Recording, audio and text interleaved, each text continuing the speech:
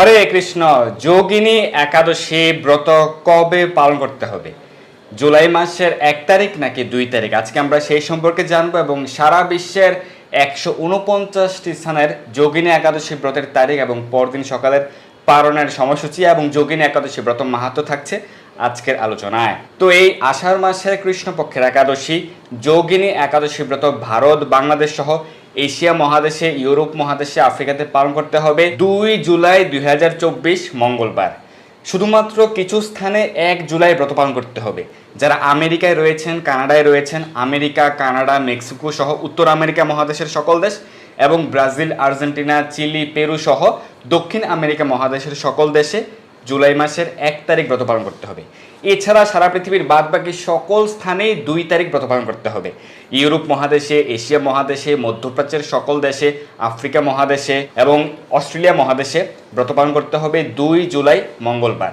তো সকলে যে স্থানে রয়েছেন সঠিক দিনে ব্রত পালন করবেন। যারা ভারতে, বাংলাদেশে রয়েছেন নিশ্চিন্তে 2 জুলাই মঙ্গলবারে যোগিনী একাদশী ব্রত সকলে পালন করবেন। তো একাদশী ব্রত কিভাবে পালন করতে হয়, একাদশী ব্রত সংকল্প মন্ত্র, পারণ মন্ত্র, একাদশীতে কি কি খাওয়া যাবে, কি কি নিষেধ, এই সম্পর্কে আমাদের বিস্তারিত আলোচনা রয়েছে, আপনারা সেটি দেখে নেবেন। তবুও সংক্ষেপে বলছি, একাদশীর দিন, একাদশীর আগের দিন, একাদশীর পর দিন, এই 3 দিন আপনারা সকল প্রকার আমিষ আহার বর্জন করবেন। যারা আমিষ আহারী রয়েছেন সেক্ষেত্রে সকল প্রকার আমিষ আহার বর্জন করবেন এবং চা পান, বিড়ি, কফি, নেশাদ্রব্য, তাসপাশা, জুয়া, দ্রুতক্রিয়া বর্জন করবেন, অবৈধ সঙ্গ বর্জন করবেন, পরনিন্দা, পরচর্চা প্রভৃতি বর্জন করবেন। একাদশীর আগের দিন রাত্র 11টা সাড়ে 11টার মধ্যে অন্ন প্রসাদ বা রুটির প্রসাদ গ্রহণ করে দন্ত মার্জন করে নেবেন। একাদশীতে সকল প্রকার রবিশস্য বর্জনীয়। একাদশীতে অন্ন গ্রহণ করা যাবে না, রুটিও গ্রহণ করা যাবে না, আটা, ময়দা, সুজি বর্জন গ্রহণ করা যাবে না। একাদশীতে ছোলাও গ্রহণ করা যাবে না, হরলিক্স, কাউন, শ্যামাদানা প্রভৃতি গ্রহণ করা যাবে না। এইখানে আমরা একটি তালিকা দিয়েছি, সেটি আপনারা লিখে রাখতে পারেন যে একাদশীতে কি কি বর্জন। এই তালিকার বাইরেও আরও কিছু বর্জন রয়েছে, যেমন কাউন খাওয়া যাবে না, বাজরা খাওয়া যাবে না, চিয়া সিড খাওয়া যাবে না, ডালিয়া খাওয়া যাবে না, ওটস খাওয়া যাবে না, শ্যামাচাল খাওয়া যাবে না। এই সকল দ্রব্যগুলি একাদশীতে বর্জন নিষেধ, কারণ এগুলি পঞ্চ রবিশস্যের অন্তর্ভুক্ত এবং সরিষার তেল, সয়াবিন তেল প্রভৃতি বর্জন। যারা একাদশীর সবজি রান্না করবেন সেক্ষেত্রে অবশ্যই বিশুদ্ধ ঘি বা সূর্যমুখী তেল ব্যবহার করবেন। কেউ চাইলে বিশুদ্ধ বাদাম তেল ব্যবহার করতে পারেন। তো একাদশীতে কী কী গ্রহণ করা যাবে? সকল প্রকার ফলমূল গ্রহণ করা যাবে এবং দুধ, কাজু বাদাম, কাঠবাদাম, বাদাম সেদ্ধ, আলু সেদ্ধ, মিষ্টি আলু সেদ্ধ, আলু কুমড়া সবজি, আলু বাদাম ভুনা, সাবুদানা ফ্রাই, সাবুদানার পায়েস, আলুর চিপস প্রভৃতি গ্রহণ করতে পারবেন। তবে সবজি, চিপস, পায়েস প্রভৃতি রান্না করতে হবে বিশুদ্ধ ঘি বা সূর্যমুখী তেল দিয়ে। আর এখন তো হচ্ছে গ্রীষ্মকাল, সেই কারণে প্রচুর পরিমাণে ফল রয়েছে, আম, কাঁঠাল, লিচু সহকারে। সেই কারণে শুধুমাত্র ফল গ্রহণ করে আপনারা নিশ্চিন্তেই একাদশী ব্রতগুলি পালন করতে পারেন। সকলে অবশ্যই প্রত্যেকটা একাদশী ব্রত পালন করবেন। একাদশীতে বেশি বেশি হরিনাম জপ করবেন, প্রাতঃস্নান করতে পারেন, মঙ্গলারতি করতে পারেন, ভগবানের সেবা পূজা আদি করবেন। পরিবারের সকলে একাদশী দিন সকালে ভগবানের চরণে তুলসীপত্র পুষ্প অর্পণ করবেন, প্রার্থনা করবেন, তুলসীতে জল দান করবেন। একাদশী সহ, দ্বাদশী সহ, রবিবার সহ বছরের প্রতিদিন 365 দিনই তুলসীতে জল দান করতে হবে। এই সম্পর্কে আমরা শাস্ত্র প্রমাণ সহকারে বহুবার আলোচনা করেছি। আমরা গতকালও এই বিষয়ে আলোচনা করেছি, আপনারা দেখে নেবেন, আমাদের চ্যানেলে রয়েছে। এবং বেশি বেশি শাস্ত্র অধ্যয়ন করবেন, শ্রীমদ্ ভগবত গীতায় যথাযথ শ্রীমদ্ ভাগবত অধ্যয়ন করবেন, নির্দিষ্ট একাদশী ব্রত মাহাত্ম্যটি পাঠ করবেন। তো এইভাবে প্রত্যেকটি একাদশী ব্রতই আপনারা হরিনাম জপ, ভগবানের সেবা, ভগবান লীলা মহিমা শ্রবণ কীর্তন প্রভৃতির মাধ্যমে ভগবানের সন্তুষ্টি বিধানের জন্য যুক্ত থাকতে পারেন। এবং একাদশীর পর দিন সকালে পারণের নির্দিষ্ট সময়ের মধ্যে অন্ন বা রুটি বা ছাতু বা চিরা প্রসাদ গ্রহণ করে, যে কোনো রবিশস্য গ্রহণ করে ব্রতের ভঙ্গ করা বা ব্রতের পারণ সম্পন্ন করবেন। সারা বিশ্বের পারণের সময়সূচি আমরা প্রদান করে থাকি স্থানীয় সময় অনুযায়ী। ধরুন আপনি ইউরোপে রয়েছেন, ইউরোপের কোন দেশে রয়েছেন সেই দেশের ফিনল্যান্ডের স্থানীয় সময় অনুযায়ী আমরা সময়সূচি প্রদান করছি। তো সেই কারণে আপনাকে ভারত বাংলাদেশের সময় মেলাতে হবে না, নিশ্চিন্তে এই সময়সূচি অনুসরণ করে আপনারা পালন করতে পারবেন। এবং ব্রতের পর দিন আপনারা সকল প্রকার আমিষ আহার বর্জন করবেন, কৃষ্ণ প্রসাদ, অন্ন প্রসাদ গ্রহণ করবেন। অনেকে প্রশ্ন করেন যে গীতায় কি একাদশীর উপবাসের কথা আছে কিনা, বেদে কি রয়েছে কিনা, এবং সদবা মায়েদেরকে একাদশী ব্রত পালন করতে হবে কিনা, এই সকল বিষয়ে আমাদের আলোচনা রয়েছে। আপনারা সেই আলোচনাটি দেখে নেবেন, আমাদের চ্যানেলে রয়েছে। এবং অবশ্যই প্রত্যেকটি একাদশী ব্রত সকলকেই পালন করতে হবে, কোনো ছাড় দেওয়া হয়নি। তো যোগিনী একাদশী ব্রত মাহাত্ম্য হচ্ছে ব্রহ্ম বৈবর্ত পুরাণে আষাঢ় মাসে কৃষ্ণপক্ষের একাদশী ব্রত মাহাত্ম্য যুধিষ্ঠির শ্রীকৃষ্ণ সংবাদ রূপে বর্ণিত আছে। যুধিষ্ঠির বললেন, হে বাসুদেব, আষাঢ় মাসে কৃষ্ণপক্ষীয় একাদশী মাহাত্ম্য কৃপাপূর্বক আমাকে বলুন। শ্রীকৃষ্ণ বললেন, হে মহারাজ, সকল পাপ ও বিনাশিনী ও মুক্তিপ্রদ এই উত্তম ব্রতের কথা বলছি, আপনি শ্রবণ করুন। আষাঢ় মাসে কৃষ্ণপক্ষে একাদশী যোগিনী নামে খ্যাত। মহাপাপ ও নাশকারী এই তিথি ভবসাগরে পতিত মানুষের উদ্ধার লাভের একমাত্র নৌকা স্বরূপ। ব্রত পালনকারীদের পক্ষে এটি সর্বশ্রেষ্ঠ ব্রত বলে প্রসিদ্ধ। এই প্রসঙ্গে আপনাকে একটি পবিত্র পৌরাণিক কাহিনী বলছি। অলকানগরে শিবভক্ত পরায়ণ কুবের নামে এক রাজা ছিল। তিনি প্রত্যহ শিব পূজা করতেন। তার হেমমালী নামে একজন মালী ছিল। প্রতিদিন শিব পূজার জন্য মানস সরোবর থেকে সে ফুল তুলে যক্ষরাজ কুবেরকে দিত। বিশালাক্ষী নামে হেমমালীর এক পরমা রূপবতী পত্নী ছিল। সে তার সুন্দরী পত্নীর প্রতি অত্যন্ত আসক্ত ছিল। একদিন সে তার স্ত্রীর প্রতি কামাসক্ত হয়ে পড়ল। রাজভবনে যাওয়ার কথাও ভুলে গেল। বেলা 2 প্রহর অতীত হলো। অর্চনের সময় চলে যাচ্ছে দেখে রাজা ক্রুদ্ধ হলেন। মালীর বিলম্বের কারণ অনুসন্ধানে এক দূত প্রেরণ করলেন। দূত এসে রাজাকে বলল সে গৃহে স্ত্রীর সাথে আনন্দে মত্ত। দূতের কথা শুনে কুবের অত্যন্ত রেগে তখনই মালীকে তার সামনে হাজির করতে আদেশ দিল। এদিকে মালী কুবেরের পূজার সময় অতিবাহিত হয়েছে বুঝতে পেরে অত্যন্ত ভয় পেল। তাই স্নান না করে সে রাজার কাছে উপস্থিত হলো। তাকে দেখা মাত্র রাজা ক্রোধ বসে চোখ রাঙিয়ে বললেন, রে পাপিষ্ঠ দুরাচার, তুই দেবপূজার পুষ্প আনতে অবজ্ঞা করেছিস, তাই আমি তোকে অভিশাপ দিচ্ছি, তুই শ্বেত কুষ্ঠরোগগ্রস্ত হয়ে যা এবং তোর প্রিয়তমা ভার্যার সাথে তোর চির বিয়োগ সংগঠিত হোক। রে নীচ, তুই এখনই এই স্থান থেকে ভ্রষ্ট হয়ে অধোগতি লাভ কর। কুবেরের এই অভিশাপে হেমমালী পত্নীর সাথে স্বর্গভ্রষ্ট হয়ে দীর্ঘকাল যাবৎ কুষ্ঠরোগ ভোগ করতে লাগলো। রোগের যন্ত্রণায় দিন অথবা রাত্রে কখনোই সে সুখ পেত না। এভাবে শীত গ্রীষ্মে প্রচণ্ড বেদনায় বহু কষ্টে সে জীবন যাপন করতে লাগলো। কিন্তু দীর্ঘদিন মহাদেবের অর্চনের ফুল সংগ্রহের স্বীকৃতি ফলে সে শাপগ্রস্ত হয়েও বৈষ্ণব শ্রেষ্ঠ শিবের বিস্মরণ কখনো হয়নি।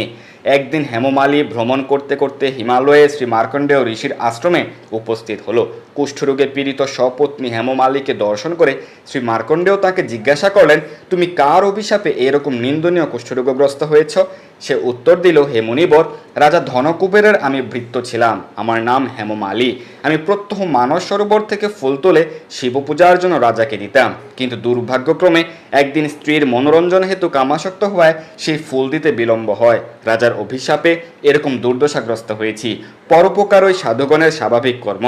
হে ঋষিশ্রেষ্ঠ, আমি অত্যন্ত অপরাধী, কৃপা করে আমার প্রতি প্রসন্ন হন। তখন দয়াদ্রচিত্ত মার্কণ্ডেয় মুনি বললেন, হে মালী, তোমার মঙ্গলের জন্য শুভ ফল প্রদানকারী এক ব্রতের উপদেশ করছি। তুমি আষাঢ় মাসে কৃষ্ণপক্ষের যোগিনী নামক একাদশী ব্রত পালন করো। এই ব্রতের পুণ্য প্রভাবে তুমি অবশ্যই কুষ্ঠ ব্যাধি থেকে মুক্ত হবে।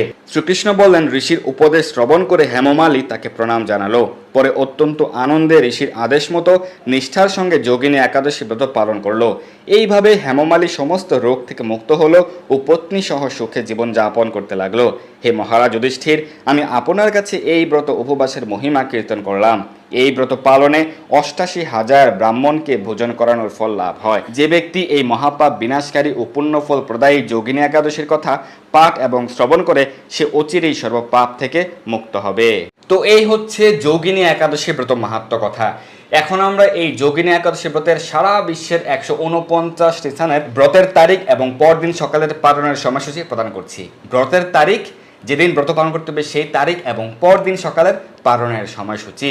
বাংলাদেশে ব্রত পালন করতে হবে 2 জুলাই, পরদিন পালন ভোর 5টা 21 থেকে সকাল 7টা 42, পশ্চিমবঙ্গ 4টা 57 থেকে 7টা 12, দিল্লি 5টা 28 থেকে 7টা 12, মুম্বাই 6টা 5 থেকে 7টা 12, পুনে 6টা 2 থেকে 7টা 12, নাগপুর 5টা 36 থেকে 7টা 12, চেন্নাই সহ তামিলনাড়ু 5টা 46 থেকে 7টা 12, ভুবনেশ্বর সহ উড়িষ্যা 5টা 11 থেকে সকাল 7টা 12, বিহার 5টা 3 থেকে 7টা 12, ঝাড়খণ্ড 5টা 6 থেকে 7টা 12, ছত্তিশগড় 5টা 24 থেকে 7টা 12, শিলং সহ মেঘালয় 4টা 35 থেকে 7টা 12, গৌহাটি সহ আসাম 4টা 35 থেকে 7টা 12, মণিপুর 4টা 29 থেকে 7টা 12, মিজোরাম 4টা 36 থেকে 7টা 12, সিকিম 4টা 45 থেকে 7টা 12, বৃন্দাবন 5টা 28 থেকে 7টা 12, বেঙ্গালুরু সহ কর্ণাটক 5টা 57 থেকে 7টা 12, হায়দ্রাবাদ সহ তেলেঙ্গানা 5টা 46 থেকে 7টা 12, আগরতলা সহ ত্রিপুরা 4টা 41 থেকে 7টা 12, গুজরাট 6টা 5 থেকে 7টা 12, কেরালা 6টা 6 থেকে 7টা 12, পাঞ্জাব 5টা 29 থেকে 7টা 12, রাজস্থান 5টা 43 থেকে 7টা 12, মধ্যপ্রদেশ 5টা 34 থেকে 7টা 12, উত্তরপ্রদেশ 5টা 16 থেকে 7টা 12, হরিয়ানা 5টা 31 থেকে 7টা 12, নাগাল্যান্ড 4টা 23 থেকে 7টা 12, বিশাখাপত্তনম অন্ধ্রপ্রদেশ 5টা 26 থেকে 7টা 12,